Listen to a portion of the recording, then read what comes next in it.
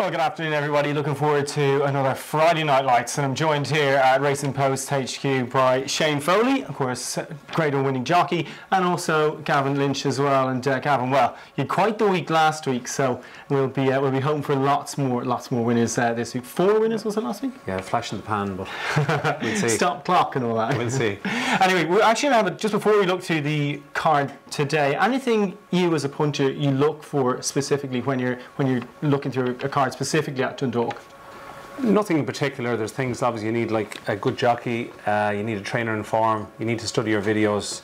Draw used to be a large part of Dundalk maybe a couple of years ago, but because they come up to the middle of the track now, the draw is not as important. Last week, for example, 2 horses won from stall 14. Dundalk form is very, very relevant. Last week, out of the 8 winners, there was 3 previous winners and 4 winners had been placed previously at Dundalk.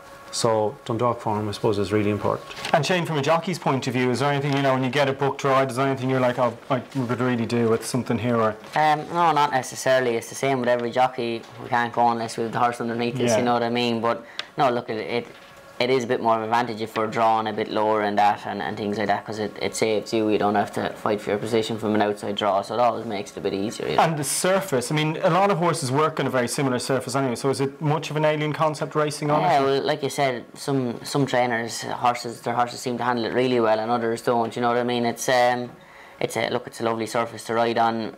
It's a bit fair because you see some horses that handle slow ground handle it, and even horses that want fast ground go on it. So I think it's fair for every horse. And look, not every horse likes it, not every horse enjoys it, but the majority of them do go on it. Good stuff. You seem to like it anyway. Yeah, it's good to me anyway. Absolutely. Right, on to the listed Cooley Stakes, a highlight of the evening. I think it's going to be a scrum, so you can say Gold Rush first, so I win. And what do you think, Gavin? There'll be a rush for Gold Rush. Very good. I think that, Gold Rush looks the one. It's 2 from 2. It won over a mile in Navan. The last day was 10.5 furlongs, we'll call it, in Dundalk, and it won well. Hunene will probably try and set out to make all. That seemed to get a solo the last day over 7. It's only won over 6 and 7. So whether that will stay a mile if it gets taken on, it's hard to know. Yeah. Gold Rush has to give, for example, Hunene £3.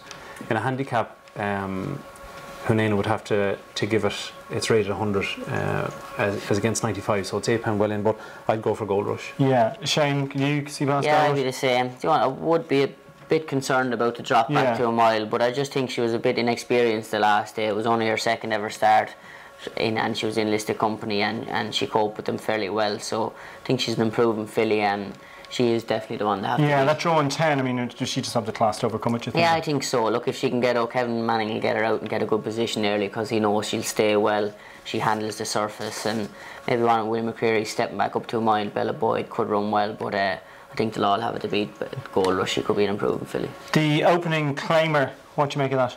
Not the strongest race in the world, to be honest. When you look at it, I've ridden in this rate 46. There's a lot to find on ratings, but Johnny Levin's done well with Sippy early on in the year, and it's won up there in the past, so that could be one just worth chancing. Yeah, you fancy anything there? Not really. I noticed Gerline sent some horses to the sales this week, and he kept Melisandre possibly to try and give Colin Keane an extra one. So maybe that's a pointer, but no, I won't be having a bet in this race. Yeah, so you only claim for 15 grand as well, which you think would be low enough as one. Yeah, I was going to tip up Melisandre in that race for what it's worth. The Nursery then, this looks a competitive enough Nursery, Shane. Yeah, it is a competitive race, and I went for Stewardess in this race. It's filly I rode it in Naas a couple of weeks ago, and it was 6 furlongs, and don't think she quite stayed, and the ground was a bit slow, and I just said to John Feen at the time, I think she'll wing around Dundalk, and she's probably not badly handicapped, and she'll go run the last year. She ran into one of Johnny Mertes as well, YOLO Star. Yeah, exactly, and she went out in Frankfurt. She ran a great race in England, in Group 3, so she was 4th, and she's probably better than her mark, but I think Stewardess will on for me in that. Yeah, your thoughts, Gavin, on that? I don't know, it'll depend on the betting, but I thought either Stewardess or Castro Giovanni,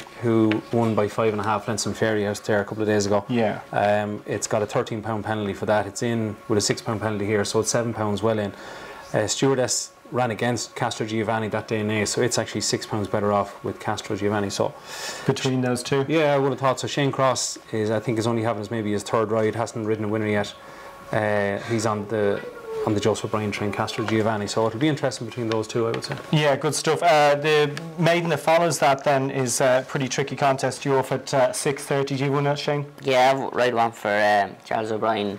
It's had 2 runs. Look, it has a bit to find. Obviously the John Ox horse looks the one. It was second.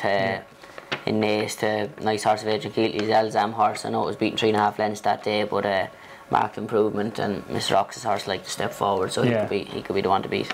For you, Gavin, anything in Nursery? Not particularly. Maybe Night of Power. It'll be interesting to see if there's money for the Joseph O'Brien horse Remy D first time out, but possibly Night of Power might have been a better maiden than the one that was ran in Dundalk when Harvest for the World was second. Yeah. Right on to the handicap then. The mile handicap upcoming at 7 o'clock. Anything jumping off the page? Yeah, I think Colin and Pat Mullen could be fighting this one out.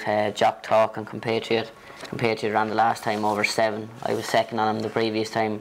He's stepping back up to a mile tomorrow, which will be a help.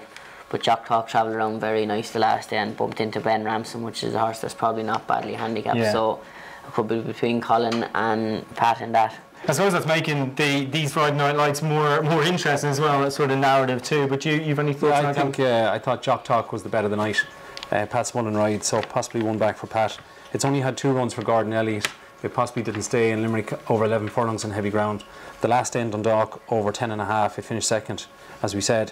But it ran very, very keen the last twice, and dropping down to a mile, they're going to go quicker, so it might just settle better, and I think that could make the difference. Good stuff. We've already mentioned the listed race, the 6 furlong handicap. Bit of a lottery again, and Colin rides Red All-Star in this, which has a chance. Won last time out. Horse that was just touched off yesterday, Nora Bat in Navan. She's ran 2 good races, and if she takes the all-weather, she seems to handle that soft ground very well. But if she takes the all-weather, she could run well. Anything jump off the page on that one? Well, you mentioned Nora Bat. She brought me to the Heartbreak Hotel there in Navan yesterday. I backed her yesterday, and she possibly the heavy ground of the uphill finish. So Red All-Star will try and make all. Will Nora Bat stay 6 furlongs? It's drawn wider. Might have to sit second this time. It's hard to choose between the two, between Red All-Star and Nora Bat. Maybe just Nora Bat, just out of loyalty. Loyalty. And the last 2 races, I see a couple of marks on cards here, so who do you fancy in the last 2? Yeah, well, my second last ride, Al Nahar for Nat Lilpini, it's probably my best chance of hitting the board tomorrow night. Had a nice run the last day. It's won in Dundalk before, stepping back up to a 1.25 miles, that could run well. Good stuff. And you, Gavin? Yeah, Al Nahar each way. I thought Apprentice ridden the last day over a mile, was a little bit unlucky, got blocked twice. Has won at Dundalk twice over 10, so I thought maybe Al Nahar for something small each way. Good stuff. Could be a bit of consensus here. We're going to give our 3 best bets on the card now. So Shane, we'll start with you. I'm going to go with Gold Rush, Stewardess and Night of Power. Okie doke. Gavin? 3 would be certainly Jock Talk 1, Gold Rush 2. Can't decide on the third one. Possibly Nora Bat. Good stuff. And on with Gold Rush, Stewardess, and in the first Melisande. Hopefully you've got lots of winners for Friday Night Lights.